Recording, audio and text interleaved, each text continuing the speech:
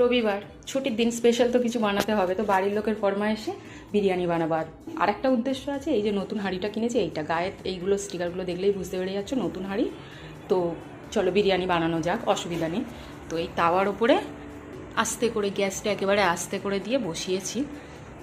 এখন মজার বিষয় হলো এই হাঁড়িটা পুরো আটা দিয়ে সিল করে দিয়েছি, আটা মেখে সিল করে দিয়েছি।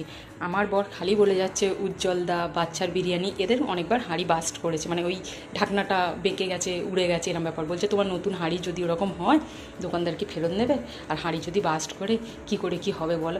বারবার বলছে তোমার হাঁড়ি যদি বাস্ট করে। এর কেমন টেনশন লাগে বলো। হাঁড়িটা খোলার সময় তোমাদের সাথে অবশ্যই শেয়ার করব। জানি না কী হবে, অলরেডি নিজেরই টেনশন হচ্ছে। হাঁড়ির ভেতর খুট করে আওয়াজ হলেও আমার মনে হচ্ছে ছুট মারি, এরকম একটা ব্যাপার। ফাইনালি রেডি হয়ে গেছে। তা এবার এই ঢাকনা খোলার পালা। কাছ থেকে থাক, আমি একটু দূরে সরে যাচ্ছি, তুমি ঢাকনাটা খোলো, বরকে দিয়ে খোলাচ্ছি। আমার দিকেই তুমি উঁচুটা করছো যাতে আমার দিকে আসে।